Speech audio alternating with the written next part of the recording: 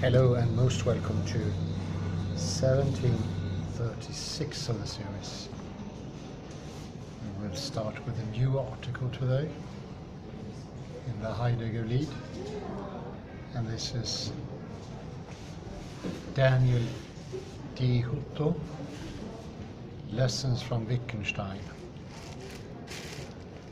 Elucidating Folk Psychology.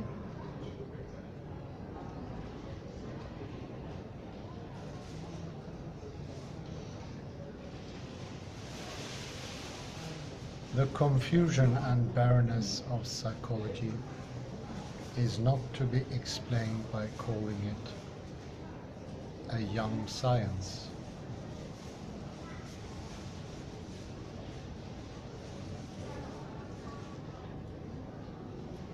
Its state is not comparable with that of physics.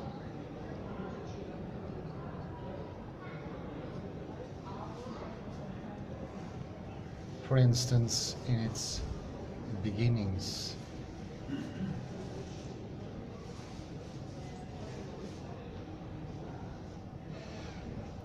For in psychology there are experimental methods and conceptual confusion.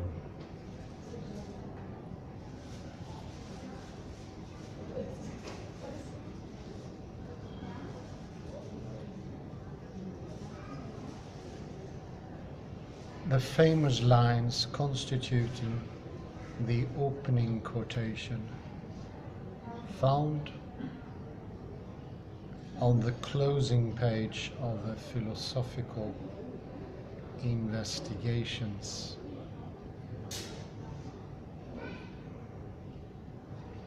were penned with great foresight over 50 years ago. Their central message still holds.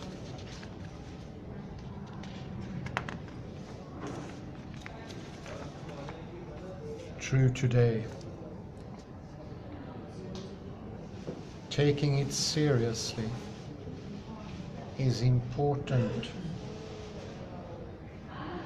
if we suppose that psychology is concerned to do something more than collect raw data for possible interpretation.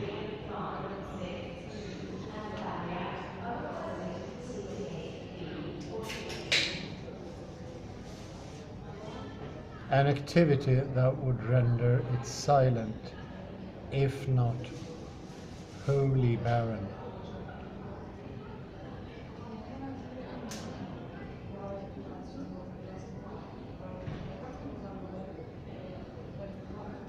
To the extent that psychology aspire to provide insight into the human condition, it must confront its conceptual underpinnings.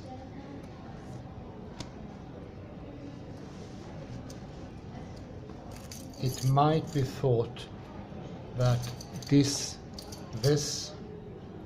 does not always happen because, as McGinn observes, psychologists have a keen ear for philosophical issues, and the training imbues them with the conviction, I might say, prejudice,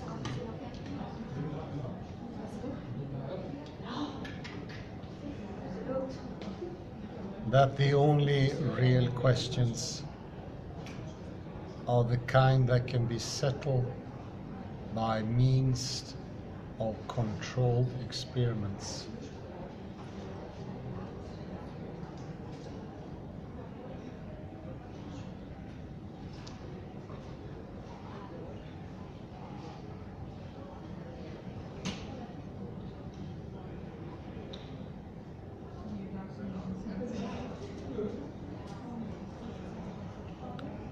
I believe the explanation goes deeper still. But whatever the reason and cause, such self-examination is needed today as much as ever.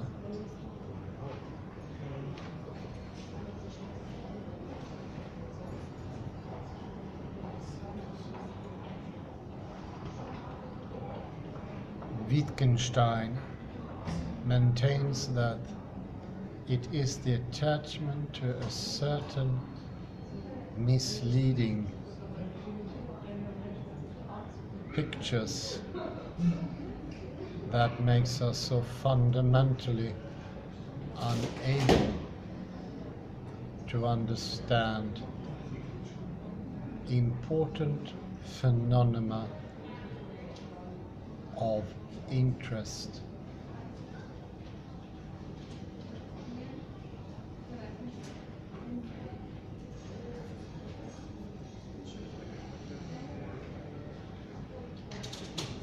These pictures are generated by confusions about the logic of our language when coupled with a specific kind of explanatory urge.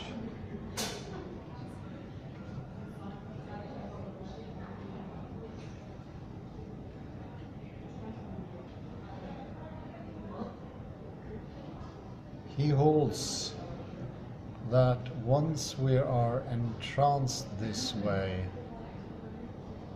we become blind to certain obvious facts.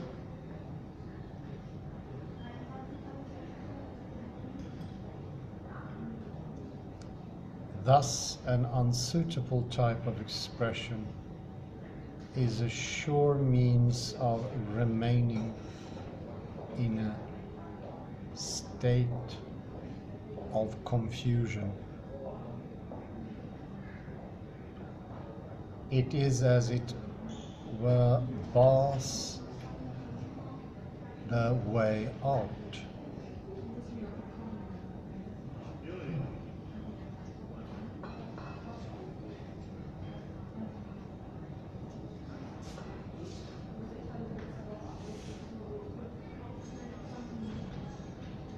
And he recognizes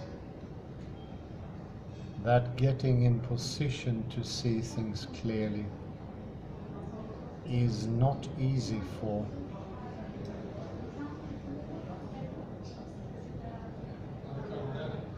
the difficulty is to remove the prejudice which stands in the way of doing this. It is not a stupid prejudice.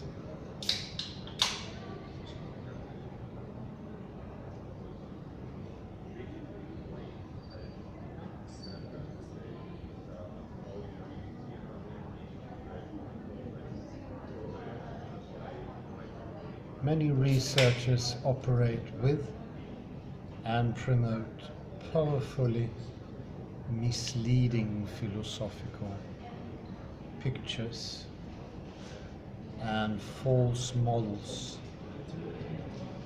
The most popular are responsible for fostering serious misunderstandings of the nature of consciousness, information, and representational content.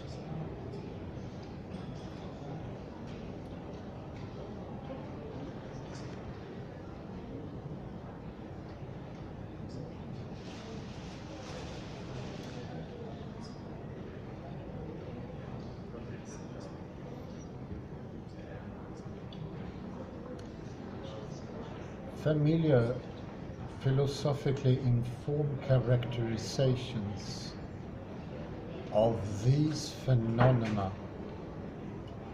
have become part of the stock in trade of orthodox approaches in the sciences of the mind.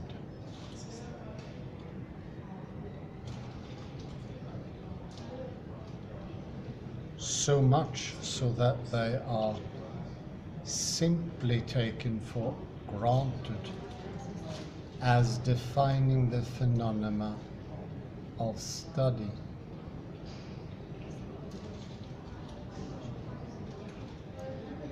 Rather than being legitimate targets for critique and review.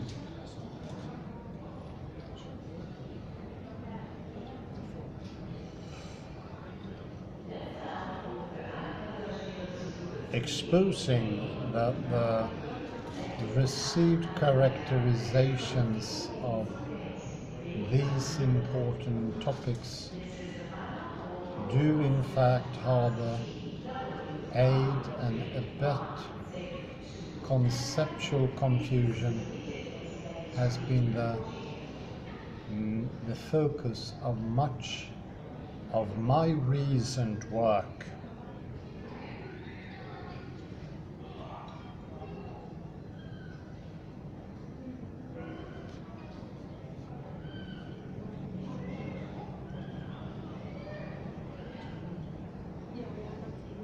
A convincing survey of that work is not possible in a short paper.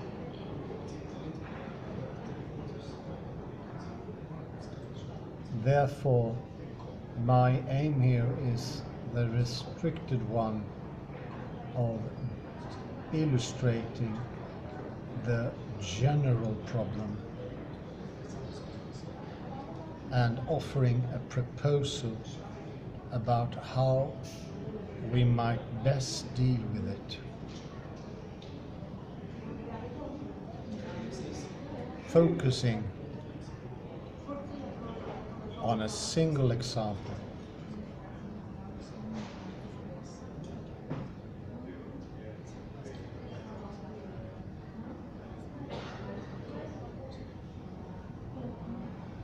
I concentrate on the tendency to cast our everyday psychological understanding in theory of mind garb.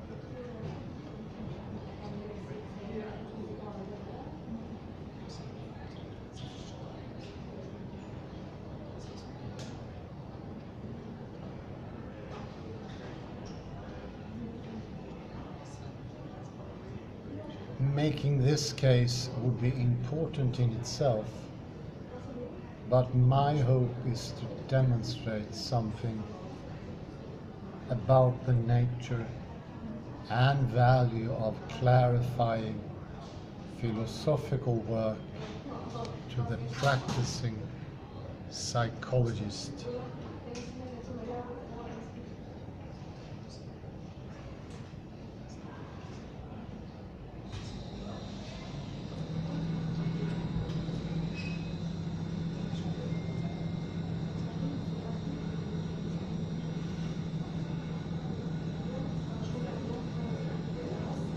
For, inspired by Wittgenstein, I maintain that the task of philosophy is precisely to remove obstacles to clear thinking on important topics, and that this type of activity is of the first importance to psychology.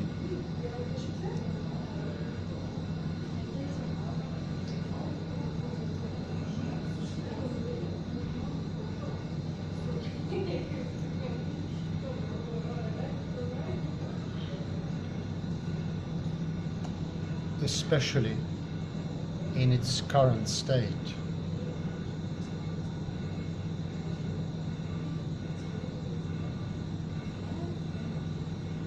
In saying this, it is vitally important to stress that in taking my lead from Wittgenstein, I do not understand his approach in a wholly negative light.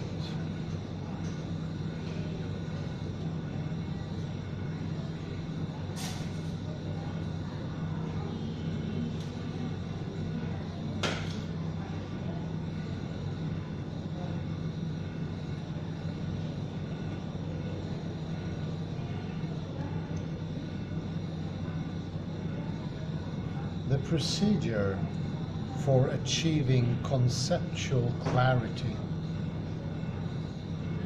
is in the first instant therapeutic, to be sure.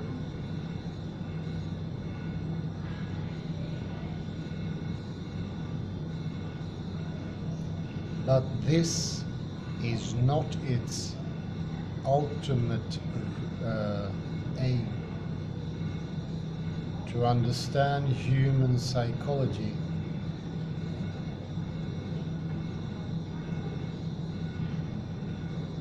certainly requires some destructive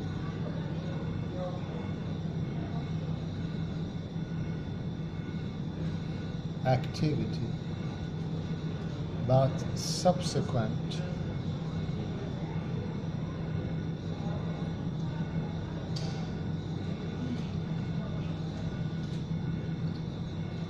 to that, it should be possible to identify features of psychological life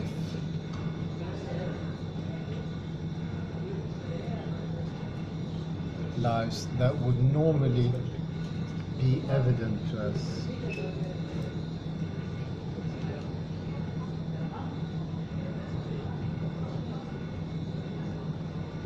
Were we not under the spell or closed by certain blinding conceptual tendencies?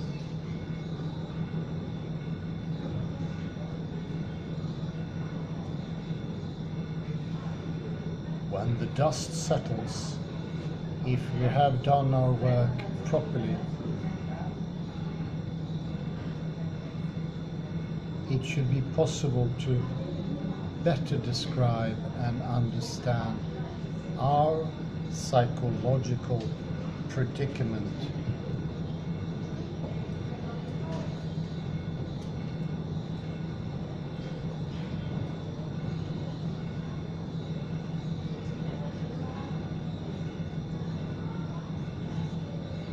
In what follows, I shall first review and challenge the reasons for Wittgenstein's poor reception by contemporary philosophers and psychologists.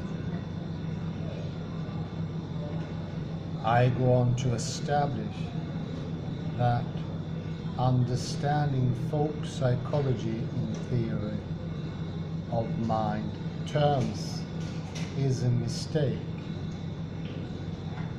thus revealing social understanding as an area of psychology that could sorely benefit from Wittgensteinian elucidation.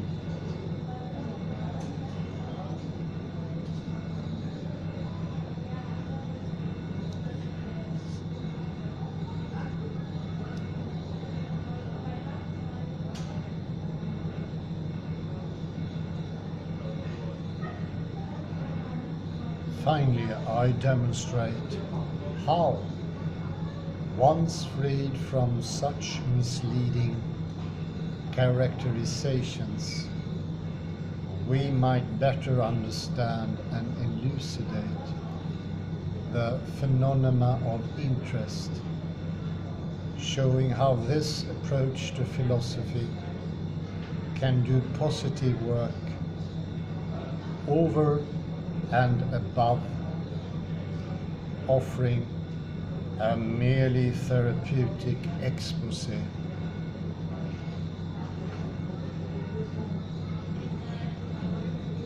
ultimately, my hope is that by focusing on this high-profile representative case, the value and importance of Wittgenstein's philosophical approach will be clearly demonstrated to those interested in understanding our psychological nature. That's good.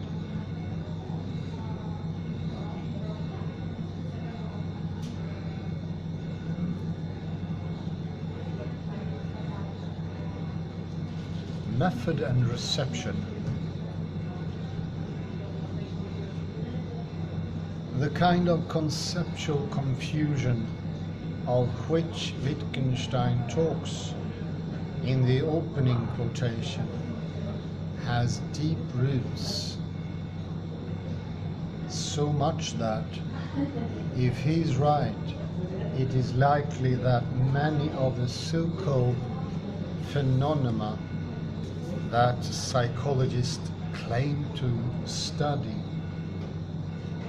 are in fact manufactured by confused philosophical interpretation.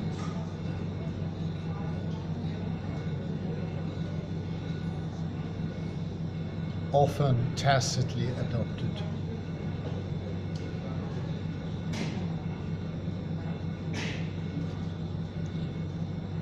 Rather than by nature.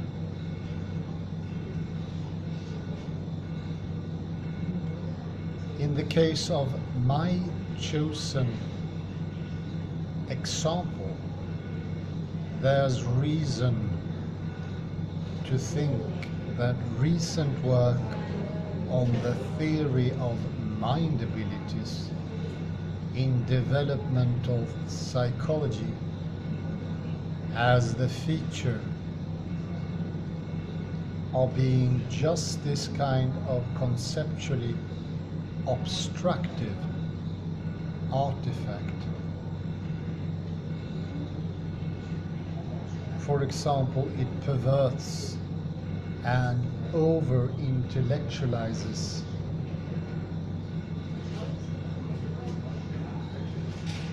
our understanding of everyday interactions and drives us to look for the wrong sorts of explanations of psychopathologies.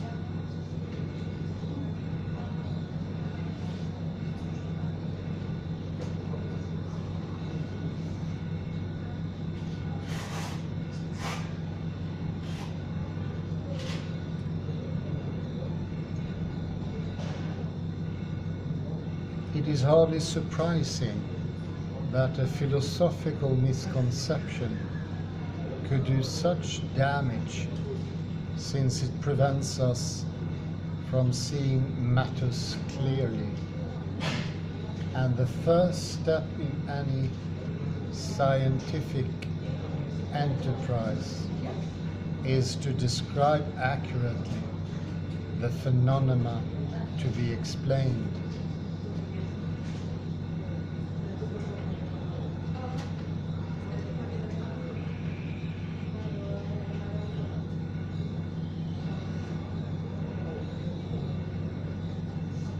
This implies that it is not the experiments per se, but the conclusions drawn from the wealth of empirical research relating to this topic that are in need of serious rethinking.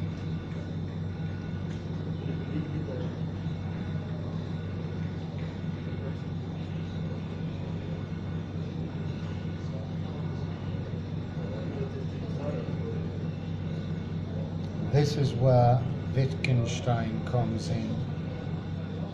His greatest legacy was not to provide a set of philosophical theories or doctrines, but rather, through his tireless examination of specific cases, to provide us insight into the appropriate method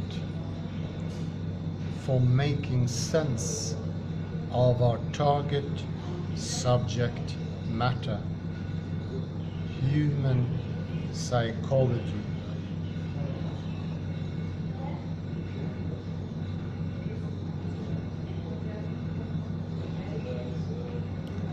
Crucially, he bade us, in making philosophical investigations, to look, not think.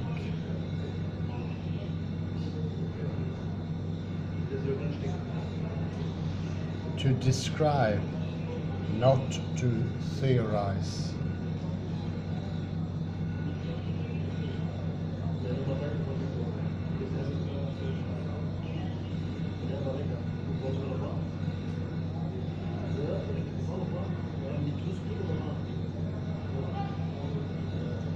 Still, the value and importance of this methodological insight are not universally recognized, not even among philosophers.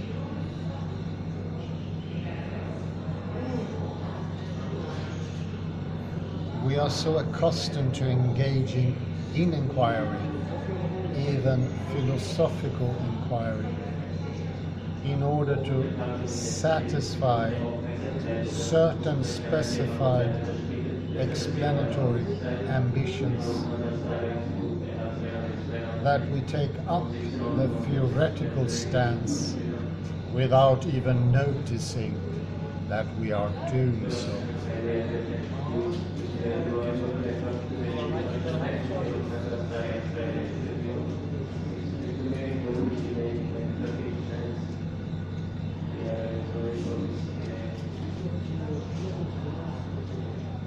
And not only do we fail to question its appropriateness in every case, but also for some it's hard even to imagine the possibility of an alternative approach.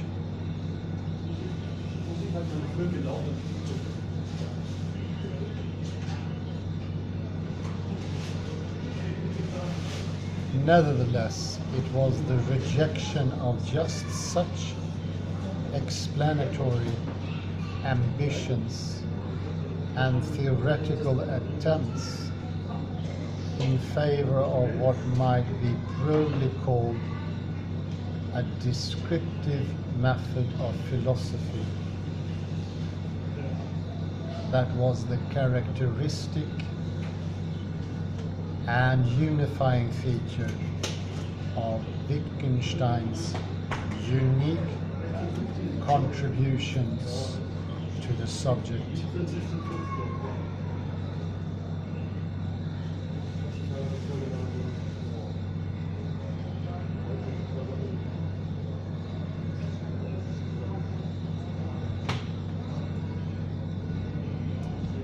His aim was to offer careful, special purpose descriptions and to eschew philosophical theorizing as a bankrupt,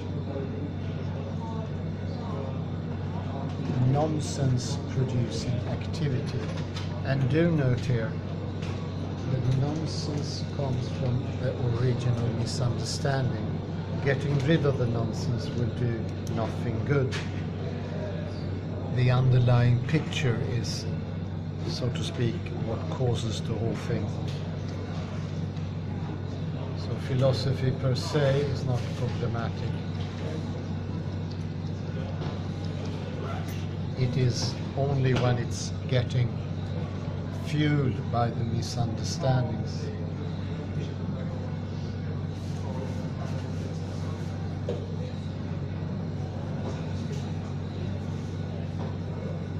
favoring a more progressive scientific approach. Most Anglophone philosophers of mind ghettoize Wittgenstein's offerings, relegate them to the sidelines. But as there is ultimately no good reason for this, it is worth saying something about this unfortunate state of affairs before attempting to show the benefits that can accrue by taking Wittgenstein's approach seriously.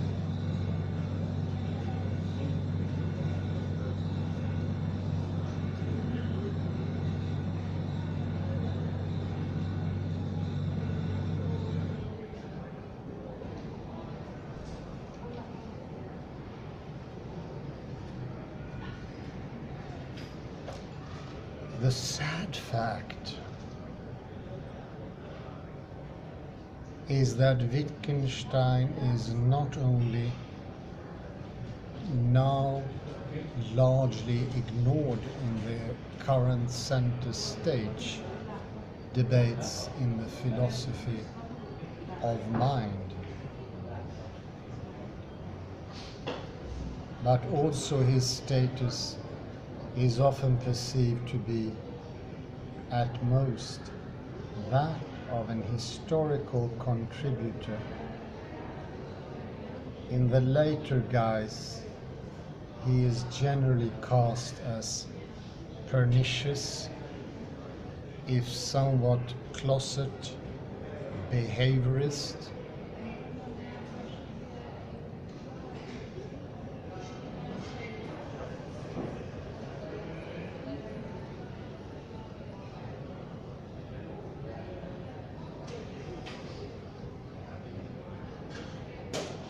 his explicit disavowals of harboring any such view are, of course, treated as evidence that he was in a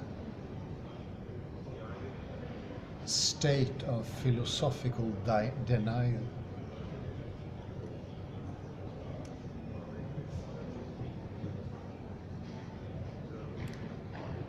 This caricature mattered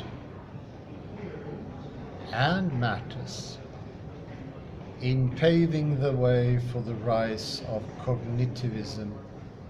Fodor famously argued that the only reason for being attracted to any kind of behaviorism is because one is in the grip of the intellectually paralyzing idea, paralyzing fear, that the only other option in some kind of dualism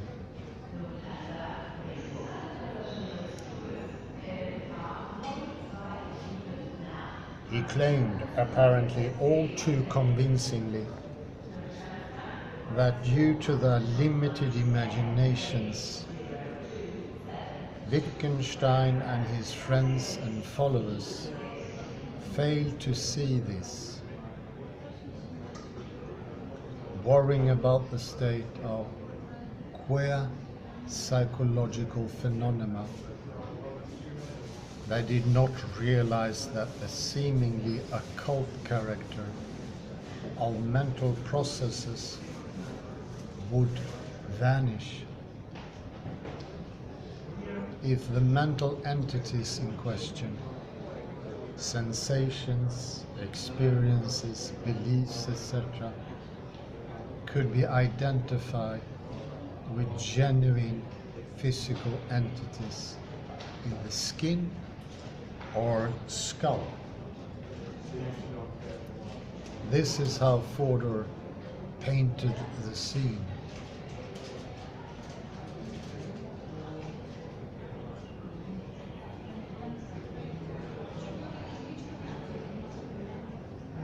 if this description of the state of the literature is correct,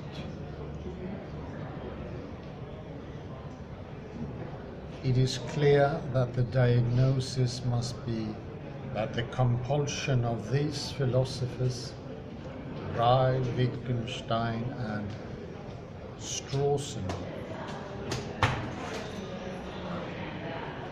have felt to demonstrate behaviorism on pain of otherwise falling into dualism, has arisen out of a failure to distinguish the latter from mentalism. Once this distinction has been drawn, once it has been made clear that the choice between dualism and behaviorism is removed, we are not required to be behaviorists in order to avoid being dualists. This is pertinent in the way because it shows you want to shy away from one thing and you go over to the opposite. But you're still hooked. You will not come into the finer details, the details that Wittgenstein is pointing towards.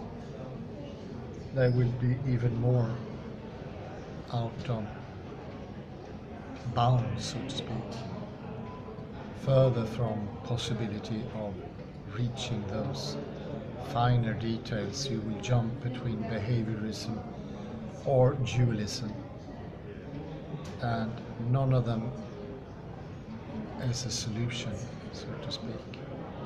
What you need to do is refine your thinking, refine your ability to, in a very finely way, perceive details, complexions and these unfoldments, those finely lit connections that are so important with the conception of inner and outer. Say thank you very much and have a very pleasant afternoon or evening, day or whatever you have. Bye bye for now.